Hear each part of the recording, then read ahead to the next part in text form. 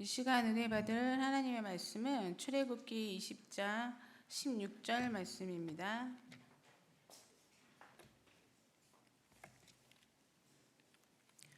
다 찾으신지 알고 다 같이 합독하시겠습니다.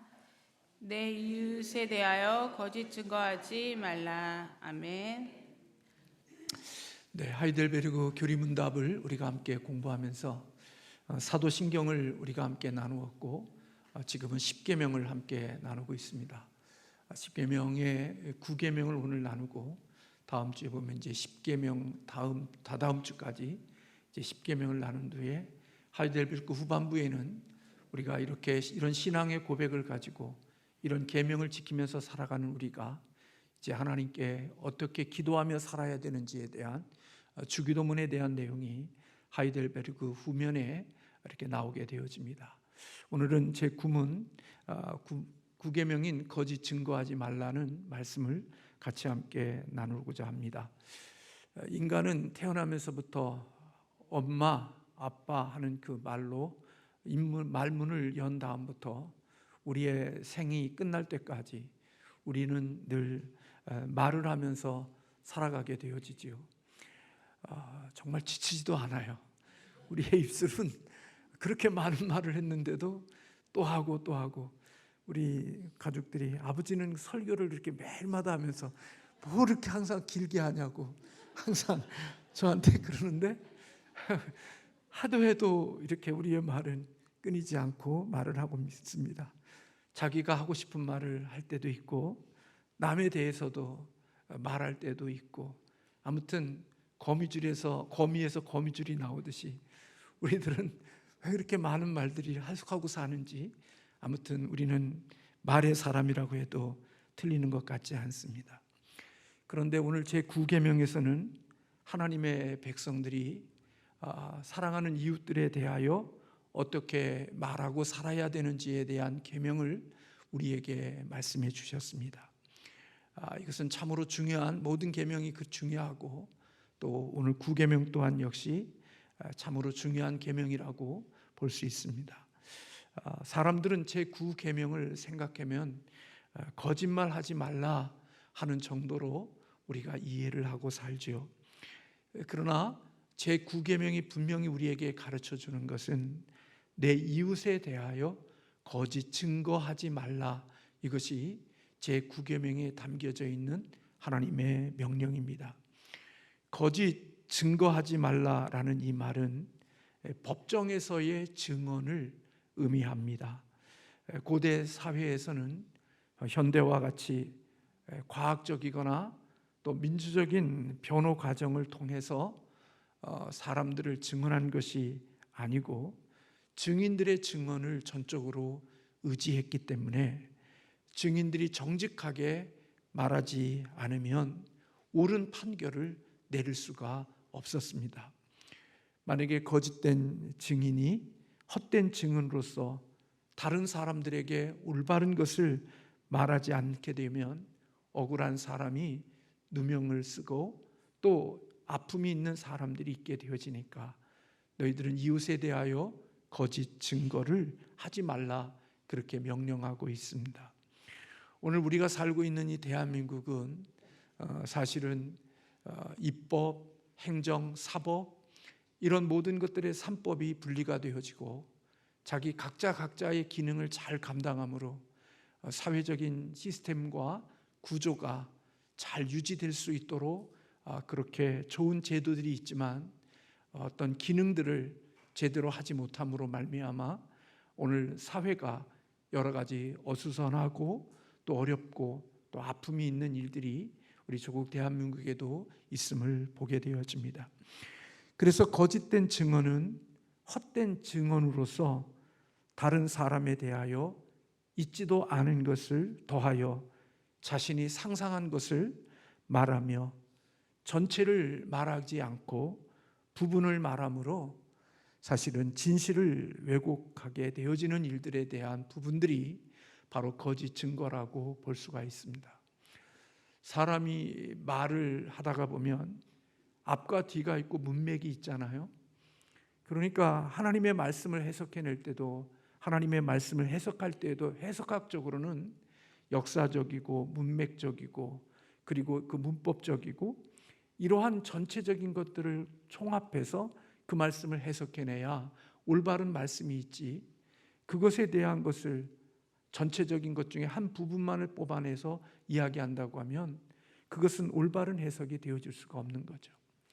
내가 30분을 이야기한 가운데 속에 그 이야기 전체의 맥락 속에 한 부분이 들어있는 한 문단을, 한 단원을, 그것을 뽑아내면 마치 그것만을 이야기하는 것을 보면 마치 내가 하는 전체적인 주제와는 다르게 반대의 이야기로 이것이 쓰여질 수 있기 때문에 사실 거짓 증거하지 말라는 말은 전체를 말하지 않고 전체 속에 부분을 말함으로 말미암아 진실을 왜곡하는 일들을 해서는 안 되는 것을 우리에게 말씀해 주고 있는 거죠. 그런데 우리 방송이나 또 어떤 그런 것들을 보면 전체에 대한 것을 이야기하지 않고 그 부분의 한 부분만을 발췌해서 그것으로 마치 메인으로 만들어버리고 나면 그 사람이 이야기하는 전체 이야기 주제와 너무나도 다른 이야기가 되어져 버려서 참으로 억울하고 속상한 일을 당하는 경우들도 우리가 사는 이 세상 속에 있음을 보게 됩니다. 이는 결국 듣는 사람으로 하여금 사태를 정확하게 파악하지 못하게 하여 그 사람을 억울하게 만들고 그리고 엉뚱한 사람으로 만들어버리는 결과가 되어지는 거죠.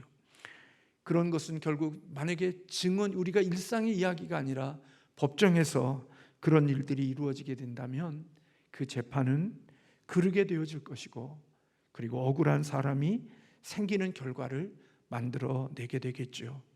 그렇기 때문에 하나님께서는 하나님의 자녀들이, 언약의 백성들이 이웃에 대하여 이야기할 때는 언제나 거짓 증거를 하지 말아야 한다, 위증을 하지 말아야 한다, 그렇게 말씀하고 있는 것입니다.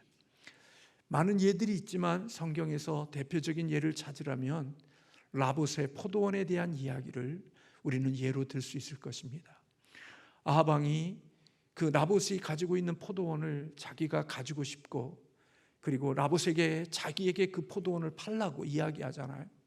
그런데 유대인들에게는 하나님이 선조로부터 물려받은 그 땅은 매매하거나 팔 수가 없기 때문에 사실은 라봇이 그 포도원을 팔기를 거절하죠. 그러니까 아합이 어떡합니까? 그 땅을 사지 못하니까 왕인데도 이 왕이 째째하게 누워서 밥도 식음을 전폐하고 누워있는 모습을 우리는 보게 되죠. 그때 그의 아내인 이세벨이 아합 왕이 그런 모습을 보고 왜 그러고 있냐고 묻죠. 그러니까 내가 라봇의 포도원을 내가 갖고 싶은데 라봇이 팔지 않아서 내가 그것을 갖지 못하고 있다고 그렇게 이야기하니까 이세벨이 그런 얘기죠. 이 등신아, 왕이로서 그것도 하나 제대로 못 받고 그러냐, 내가 해줄게. 근데 이세벨은 우리가 잘 아는 대로 이방 여인입니다.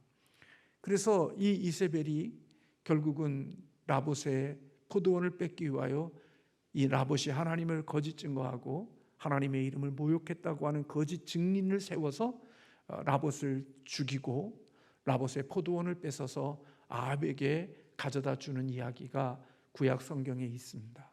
거짓 말하지 않고 하나님의 이름을 모독하지 않았음에도 불구하고 거짓 증인들을 세우고 위증을 통해서 라봇을 종교적인 이유로 죽이고 그 포도원을 빼앗아 아합에게 주는 그런 모습들이 성경에 기록되어져 있고, 그것뿐만 아니라 성경에도 많은 위증들이 있게 되어지는 모습을 보게 되는 거죠.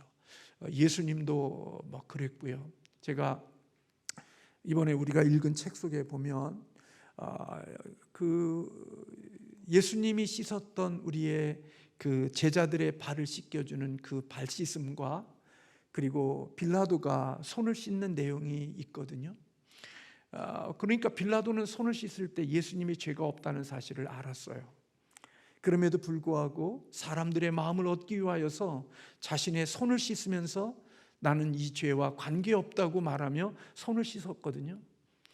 그런데 그가 손을 씻었지만 오늘 지금도 우리가 예수를 믿는 모든 그리스도인들은 우리가 신앙을 고백할 때마다 그는 나는 죄가 없다고 손을 씻었지만 우리는 날마다 고백을 하는 가운데 본디오 빌라도에게 고난을 받으사 십자가에 못 박혀 죽으신다는 불명예의 이름으로 그의 이름이 올려져 있는 것을 볼 수가 있습니다. 그러니까 사람들의 마음을 얻기 위하여 자신이 용기를 내지 않고 손을 씻은 비겁한 손 씻음이 오늘 우리 많은 그리스도인들의 입에 부끄러운 이름으로 오르고 내리고 있는 것을 보죠. 그러나 예수님의 손 씻음은, 예수님의 그 발 씻음은 그와는 비교되게 하나님의 놀라운 은혜의 발 씻음이었던 것을 볼 수 있는 거죠. 그러므로 하나님께서는 이 같은 거짓 증언을 하지 말라고 말씀하고 있습니다. 그래서 오늘 하이델베르그 교리 문답에는 이 제9계명에 대해서 어떻게 말씀하고 있는지를 함께 읽어보도록 하겠습니다. 112문입니다.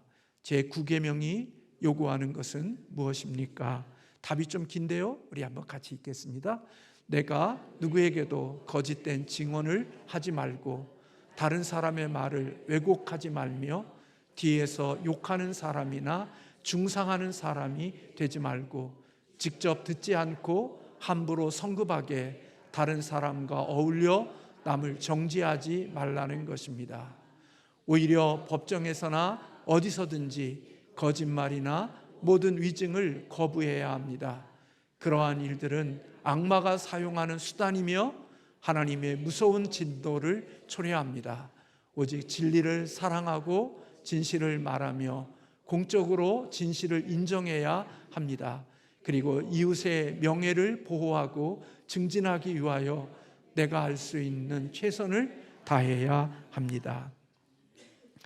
이 말씀 정답을 읽다가 보면 찔리는 게 많죠. 저도 이 답을 읽다가 보니까 찔리는 게 많더라고요. 아마 여러분도 읽으면서 저건 나에 대한 이야기인데, 저건 난데, 그런 부분이 한두 군데는 다 있을 거라고 여겨져요. 안 그래요? 그렇지 않은 사람은 정말 제9계명을 잘 지키는 사람이고요. 하이델베르그 문답이 우리에게 가르쳐주는 그 요구하는 답에 비하면 우리는 살면서 걸리는 게 참 많다 하는 생각이 들기도 합니다. 단지 거짓말하지 말라는 얘기가 아니고 위증하라는 말이 아니라 다른 사람의 말을 왜곡하지 말고 뒤에서 욕하는 사람이나 중상하는 사람이 되지 말고. 저는 뒤가 가려울 때가 참 많아요. 내려오는데 뒤에서 한마디 던지면 뒤가, 그렇다고 고개 돌릴 수도 없고 빨리 없어져 버려야죠. 직접 듣지도 않은 흘러간 말을 옆에 있는 사람이 이야기를 듣고 성급하게 함부로 이야기하고 남을 정죄하는 일들이 우리에게 얼마나 많아요. 이거 하나님이 기뻐하시는 것이 아니라고 성경은 우리에게 말씀하고 있는 거예요. 그러한 일들은 하나님이 쓰시는 수단이 아니라는 거죠. 그러니까 우리가 하나님의 종이라고 이야기하고 하나님의 백성이라고 하는데 하나님의 백성으로 살지 않고 마귀의 도구로, 마귀의 수단으로 우리가 인생을 살아가는 경우들이 많이 있음을 저나 여러분이나 보게 되는 거지요. 그래서 이웃의 명예를 보호하고 증진하기 위하여 내가 할 수 있는 일들을 최선을 다하는 것이 바로 이 제9계명 속에 담겨져 있는 의미라고 하이델베르그 교리문답은 우리에게 가르쳐주고 있는 것입니다. 신약시대의 바울도 아주 분명하게 그리스도인들, 즉 하나님의 백성들은 옛사람을 벗어버리고 너희들이 새 사람을 입었으니 너희가 서로 거짓말을 하지 말라, 그렇게 골로새서 3장에서 명령하고 있음을 봅니다. 잠언서 12장 22절에 보면 거짓 입술은 여호와께 미움을 받는 것이다, 그렇게 말씀하고 있죠. 다시 말하면 우리가 거짓 입술을 가지고 있으면 여호와께 미움을 받는다는 것입니다. 특별히 우리는 나쁜 의도 없이 그저 남들의 기분을 맞추어 주기 위하여 하는 말에 거짓이 포함되어 있을 수 있음을 우리에게 가르쳐 주고 있는 거죠. 그래서 하나님은 하나님의 백성들이 아첨하는 말, 다른 사람들의 기분을 맞춰주는 그런 말들을 하지 말라고 이야기하고 있죠. 시편 12편 3절에 보면 여호와께서 모든 아첨하는 입술과 자랑하는 혀를 끊을 것이다, 그렇게 전 지혜자는 우리에게 가르쳐주고 있습니다. 뭐를 끊는다고요?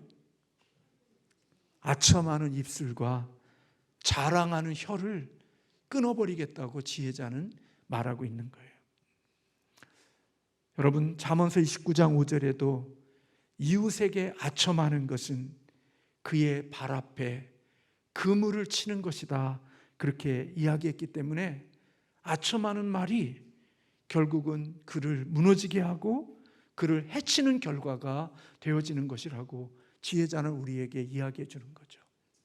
물론 우리 그리스도인들이 누군가를 칭찬하고 누군가에서 이야기해 줄 때 그것이 격려의 말인 줄로 알아요.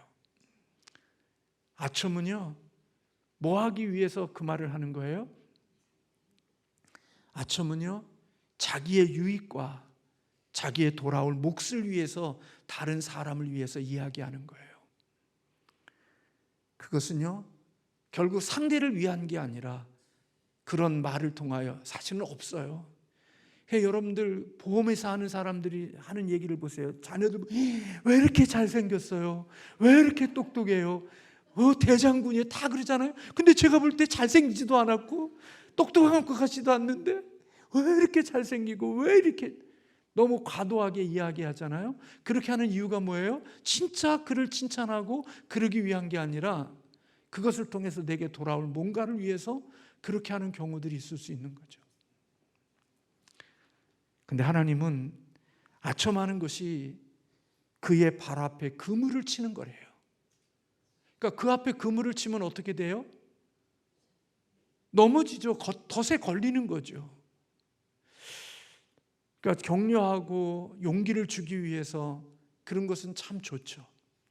제가 어느 날 설교하면서 다른 교회 가서 설교하면 그 교회 성도님들이 정말 은혜도 많이 받고 아멘 아멘 하고 좋아한다고. 근데 우리 교회는 성도님들이 별로 은혜를 받지 않는 것 같다고 제가 그렇게 설교를 한 적이 있잖아요. 그랬더니 어느 분이 전화를 했어요. 목사님, 저희들이 얼마나 많이 은혜를 받고 있는데요. 저희도 은혜 많이 받고 있어요. 저한테 그렇게 전화를 해주셨어요. 또 자랑 한마디 해야 되겠네. 자랑하면 이거 안 된다고 그랬는데 혀를 끊어버리겠다고 그랬는데 그리고 목사님 힘내라고 몸보신 할 수 있는 것을 가져다 줬다니까요. 그건 아첨이 아닐 것 같아요. 진짜 격려하고 용기를 주고 힘을 주려고 하는 마음이 제가 참 느껴졌거든요. 아첨하는 것은요, 간신 나라 충신들이 하는 얘기예요. 하나님 나라의 백성들은 그런 자기 이익을 위하여 아첨함으로 나쁜 사람인데, 못된 사람인데, 그 사람이 정직한 사람으로, 옳은 사람으로 이야기하며 결국은 그가 그 덫에 걸리게 하는 일들이 되어지게 하기 때문에 하나님이 그것이 기뻐하는 일이 되지 못한다고 말하고 있는 거예요. 그러므로 제9계명은 적극적인 의미는 항상 진실만을 말해야 한다는 것을 우리에게 가르쳐 주는 거죠. 모든 상황 속에서 자신이 참되다고 믿는 것, 그런 것들을 바르게 말하는 것이 되어야 한다는 사실을 우리에게 가르쳐 주죠. 그래서 바울은 에베소서 4장 25절에서 우리에게 그렇게 말하죠. 그런즉 거짓을 버리고 각각 그 이웃으로 더불어 참된 것을 말하라, 그렇게 이야기하고 있어요. 그러니까 못생겼으면요, 굳이 참 못생겼다고 말할 필요 없잖아요. 키 작다고 해서 키 작다고 말할 필요 없잖아요. 그렇죠? 말 안 하면 돼요. 그건 뭐 죄가 아니잖아요. 못생겼는데 못생겼다고 말 안 할 수 있잖아요. 키가 작은데 작다고 말하지 않으면 되잖아요. 진실을 말해도요, 사람에게 아픔이 되면 그 안 하는 게 더 좋은 거. 그래서 거짓을 버리고 이웃과 더불어 참된 것을 말하라고 바울은 우리에게 이야기하고 있죠. 그렇게 하기 위해서 우리는 끊임없이 참된 것을 추구하며 살아야 된다는 것을 우리에게 가르쳐 주죠. 우리 하나님은 이사야 65장 16절에 보면 진리의 하나님이라고 말씀하고 있고, 디도서 1장 2절에 보면 거짓이 없으신 하나님이라고 언급하고 있어요. 그러므로 진리 하나님과 가까운 사람들은 진리의 편이 되고 진리를 위해서 서고 진리를 위해서 싸우는 자들이 되어야 한다고 말하고 있죠. 근데 살면서 이렇게 보니까요, 진실하지 못하고 또 참되지 못한 부분들이 내 삶 속에 참 많이 있었구나. 그냥 무의식 중에 결정하고 무의식 중에 살아가는 것 가운데 속에 이것도 하나님 앞에 옳지 못한 것이었구나 하는 생각이 살아가면서 들 때들이 있음을 보게 되어지지요. 하나님은 진리이시고 하나님은 거짓이 없기 때문에 늘 진리 위에 서 있는 자들이 되어야 함을 가르치는 반면에, 반대로 마귀는 진리가 그 속에 없기 때문에 그는 늘 무엇을 말하냐? 거짓을 말하는 자가 되어지지요. 그래서 요한복음 8장 44절에 보면 진리가 그 속에 없으므로 진리에 서지 못하고 거짓을 말할 때마다 제 것으로 말하나니 이는 그가 거짓말쟁이요 거짓의 아비가 되었다, 그렇게 말씀하고 있어요. 그러니까 하나님은 진리이시고 거짓이 없는 반면에 하나님을 대적하는 마귀는 거짓말장이고 거짓의 아비라는 거예요. 그래서 마귀는 거짓말을 마치 제 것인 것처럼 그렇게 말한다고 성경은 말씀하고 있는 거지요. 여러분, 사단이 아담을 타락시킨 이유, 그 만든 수단이 뭐예요? 선악과를 먹으면 죽지 않아. 네가 그거 먹으면 하나님처럼 될 수 있어. 그것이 마귀가 사단이 아담과 하와에게 준 말입니다. 근데 그 말이 얼마나 실감나게 이야기했으면 하와가 그것을 보니까 하나님의 말씀보다 사단의 말이 더 진짜인 것처럼 보여졌고 느껴졌다고 성경은 말씀하죠. 보암직도 하고 지혜롭게 할 만큼 탐스럽고, 그래서 결국은 그것을 먹지 않고는 견딜 수 없을 정도로 사단의 말을 듣고 나서 그것을 보니까 정말 하나님의 말씀보다 사단의 말이 진리처럼 보여졌기에 결국은 아담과 하와가 선악과를 따먹는 그런 일들이 되어져 버리고 말았죠. 그래서 여러분, 성경은 참과 진리는 하나님 편에 있는 것이고 거짓은 마귀와 관계되어진 것이라고 이야기하고 있는 거예요. 하나님 편에 속해 있는 사람은 진리와 진실을 말하고, 마귀 편에 속해 있는 사람은 항상 그의 입은 거짓과 위증과 그리고 이러한 아첨과 이러한 이야기들이 결국 마귀의 편에 속해 있는 자들이 하는 말임을 우리에게 가르쳐주고 있는 거지요. 왜냐하면 요한일서 2장 21절에 보면 모든 거짓은 진리에서 나지 않는다, 그렇게 말씀하고 있어요. 하나님께 붙어 있는 사람은 그래서 진리를 말하고 또 진리를 향해서 살아가려고 애를 쓰는 자가 되어지지만, 마귀의 수하에 들어가게 되어지면 그는 끊임없이 거짓과 그리고 이런 위증과 이런 것들을 말하면서 살아가는 자가 되어지는 거지요. 그래서 거짓은 하나님의 대적자인 사단이 대표하는 그러한 수단으로, 사단의 도구로 쓰임받고 있음을 우리는 보게 되는 거지요. 카이저는 진리를 무시하는 것은 진리이신 하나님을 무시하는 것이다. 그렇게 말했습니다. 우리의 온갖 거짓을 내어버리고 우리의 언어 생활에서 거짓을 버리고 참된 것을 말하고 참된 것을 추구해 나가는 하나님의 사람들이 되어야 하는 것이죠. 때로는요, 주님의 몸된 교회를 섬기면서 실명제를 하고 싶을 때가 많아요. 누가 그랬는데요, 누가 그랬는데요. 근데 누군지는 얘기를 안 해. 근데 실명제를 했으면 좋겠어. 어느 집사님이 그러는데요, 여러분, 제가 예전에 사랑의 전화에서 우리 심철우 코미디언이 저 공덕동에 사랑의 전화에서 제가 상담원으로 그렇게 섬긴 적이 있거든요. 정말 별거 다 했어요. 되지도 못했으면서. 그리고 생명의 전화에서도 제가 상담원을 훈련을 받고 과정을 마쳤거든요. 전화 통화를 하다 보면요, 내 친구 이야기인데요, 그러고 이야기해요. 근데 그 친구 이야기가 다 지나고 나면 자기 이야기예요. 그러니까 그 숨겨진 곳에서 이야기하는 거니까, 여러분, 우리가 인터넷에 댓글을 다는 곳에도 실명제를 하면 아마 그런 거 마지 못할 거요. 다 익명으로 하니까 온갖 쓰레기 같은 말들을 쏟아내고 한 영혼을 죽이는 말들을 그렇게 쏟아내지. 만약에 그 IP를 추적하면 다 알 수 있대잖아요. 그런데도 그게 드러나지 않으니까 익명이 되면 온갖 쓰레기 같은 말들, 한 영혼을 죽이는 그런 말들을 막 쏟아내요. 교회 안에서도 때로는 저도 마찬가지 포함하여 실명제를 했으면 좋겠다는 생각이 들어요. 누가 그랬는데요? 그러면 이건 교회에 덕이 되지 않아서 이거는 이야기하면 안 돼요. 아니요. 진짜 그게 교회에 유익이 되는 것이고, 그게 교회에게 정말 중요한 거라면 누가 이야기했는지 교회를 이끄는 리더에게 이야기해 줘야죠.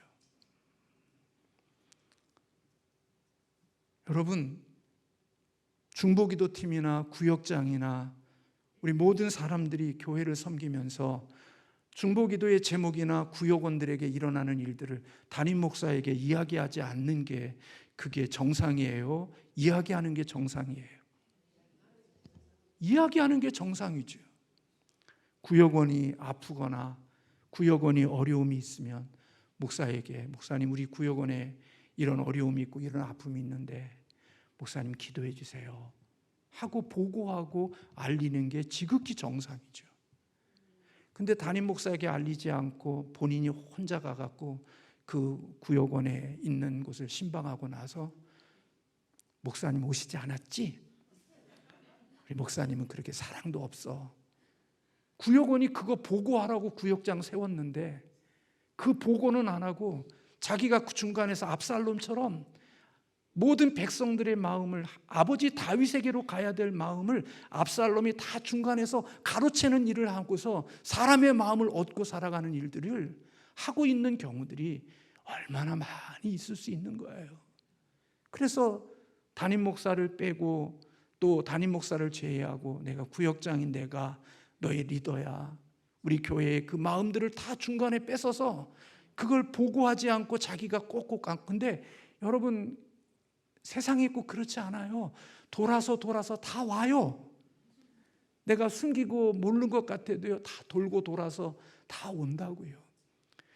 그런 정로를 통해서 목사가 들었을 때의 마음과 들리고 돌아서 내가 들었을 때의 마음이, 여러분, 목사로서의 마음이 어떨 것 같아요? 그 중간 리더를 신뢰하겠어요? 믿음이 가겠어요? 우리 교회, 그런 교회가, 그런 사람이 예전에는, 지금은 없을 거라고 생각을 해요. 그게 여러분 아무것도 아닌 것만 정말 중요한 거예요. 내가 이 교회 담임 목사가 아니거든요. 내가 담임 목사면 그 담임 목사가 이 교회 리더에 일어나는 영적인 일이나 우리 교인들의 일어나는 일들을 몰라야 될 게 뭐가 있겠어요? 하나님 앞에 기도하고 믿음 안에서 살아가는 그런 부분들 속에서는 서로 알아야 되는 거죠. 그녀 질서예요. 하나님이 주시는 그는 너무나 중요한 거란 말이에요. 그래서 우리는 늘 언제나 거짓을 버리고 진리를 말하는 하나님의 사람들이 되어야 함을 우리에게 가르쳐주고 있습니다. 일상생활에서뿐만 아니라 오늘날 같은 이 세상에는 인터넷상에서 얼마나 많은 말들이 쏟아져요. 다른 사람을 배려하고 다른 사람들의 영혼이 아픔을 겪지 않도록 그렇게 돌아보고 살피는 것이 그리스도인들이 제9계명을 지켜가는 일이라고 말씀하고 있는 거지요. 그래서 이웃의 명예를 보호하고 증진하기 위하여 내가 할 수 있는 최선의 것을 다하는 것, 그게 바로 제9계명이 우리에게 가르쳐주는 것이라고 하이델베르그 교리문답은 우리에게 말씀해주고 있습니다. 저와 여러분이 하나님 앞에 복된 우리 언어가 되기를 주님의 이름으로 축원합니다. 저도 그렇고 여러분도 그렇고 이제 죽을 때까지 이 말을 하고 살 텐데요. 하나님께서 우리의 언어가 복 있는 언어가 되었으면 좋겠고, 늘 그렇기 위해서는 우리가 은혜 안에 있어야 돼요. 제가 보니까 은혜 떨어지면요, 우리의 언어도요 추해져요. 하나님의 은혜가 없으면요, 우리의 언어가 천박해져요. 하나님의 은혜가 없으면요, 우리의 마음에 말에 진중함이 없어요. 그래서 하나님의 은혜 안에 늘 살아야 되겠구나. 목사인데도 은혜 떨어지고 나면 마음에 상함이 있으면 그냥 말들이 막 나와. 온갖 예전에 썼던 그런 말들, 그 옛날에 그냥 예수 만나기 전에 묻던 그런 것들이 어디서 그렇게 기억나는지 그런 말들이 막 떠오를 때가 많이 있거든요. 은혜가 풍성하면 그런 것들이 좀 줄어들고 또 덕을 끼치고 하나님이 기뻐하는 말들이 나오는 거죠. 그래서 운전하다가 누가 나를 힘들게 했는데 주여 축복해 주소, 그 말 나오면 은혜야. 저 새끼가 저게 막 그런 말들 나오거나 집에서 소뚜껑 운전이나 하고 있지 막 그런 말들이 나오면 우리의 인생은 은혜가 없는 증거가 되어지는 것인데, 저도 보니까 은혜 떨어지면 별 볼 일 없더라고요. 하나님 앞에 은혜 안에 살아가는 우리 모두가 되기를 주님의 이름으로 축원합니다. 기도하겠습니다.